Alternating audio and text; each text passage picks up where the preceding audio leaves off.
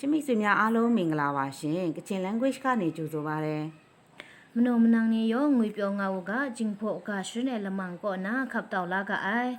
ယနေ့ချစ်မိတ်ဆွေများကိုတင်ပြချင်တာကတော့အရင်ပတ်ထူဝါမှာတင်ပြခဲ့တဲ့နာဂဆိုင်ဤရဲ့အဆက်ပတ်တူးလေးဖြစ်ပါတယ်ရှင်တနီမနန်းနေဖက်ဘိုင်ဝဲခါကြမနာလမ်ကိုလဲဝဆိုင်တန်သာချရင်ဒိုင်နာဂဆိုင်နေတဲ့ဆင်နာကစင်ကောင်ဖက်ဘိုင်ဝဲခါကြမနာရဲအိုင်ဂဆိုတဲ့အသုံးလေးကိုလေ့လာကြရအောင်တော့ဂရဲ့အသုံးကလည်းနာနဲ့ခက်ဆင်စင်မှာအင်္ဂလိပ်လို less နဲ့တူတာပါကငွေကစီဖက်ဂျေလန်ယူကလေကငွေကစီကိုအင်္ဂလိပ်လို less တဲ့ဘုံငါအိုင်ရှာကထမင်းစားမယ်ထမင်းစားစို့ let's eat ခါလူကရေတောက်မယ်ရေတောက်စို့ let's have a water မုတ်ရှာကမုံစားမယ်မုံစားစို့ let's have a snack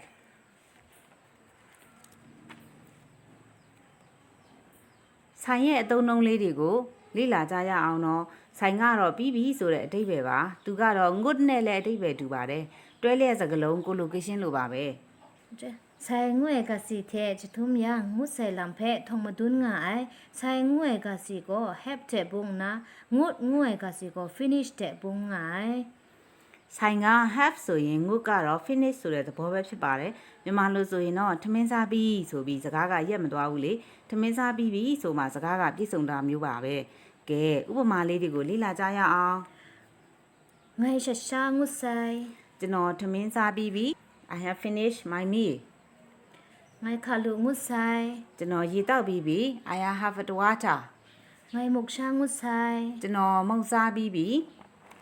I have had a snack ကဲဤကွန်းဆိုတာလေးတွေကိုလေ့လာရအောင်သူကတော့လာဆိုတဲ့အဓိပ္ပာယ်ရှိပါတယ်အင်္ဂလိပ်လို question word ပေါ့ great ဤကွန်းငွေကစီဖဲဘိုင်ယူယူကဤန်တိုင်ကစီနီကိုကဆန်ဆန်ညံလာငယ်ကစီနီရဲငါအိုင်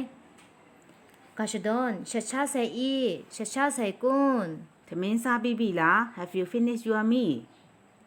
ဤနဲ့ကနဲ့တွဲသုံးရင်တော့စို့လားဆိုတဲ့အဓိပ္ပာယ်ကိုဖြစ်သွားပြန်ရောအင်္ဂလိပ်လို share နဲ့တူနေတာပါ။အော်ဤထက်ကပေါင်းလန်ယန်ရှောက်တဲ့ဘုံငယ်လကြုံရဲငါအိုင်ကရှဒွန်ရှာဆိုင်ဤသမင်းစားကြစို့လား Shall we have meal Shall we have snack แต่รำงายังนากะไซอีกุนงวยกะสินี่เทเอจะทุ่มยังละจุมฮับงายงูนี่เพเอเจลาลูนาไซงูเวกะไม้พังนาเลวิดีโอถ้าไปครุมกะဒီလောက်ဆိုရင်နာဂဆိုင်ဤကွန်းရဲ့အသုံးလေးတွေကိုနားလည်သဘောပေါက်မယ်လို့ယုံကြည်ပါတယ်ရှင်အဆုံးထိလိုက်ပါကြည့်ရှုပေးတဲ့အတွက်ကျေးဇူးများတင်ပါတယ်ရှင်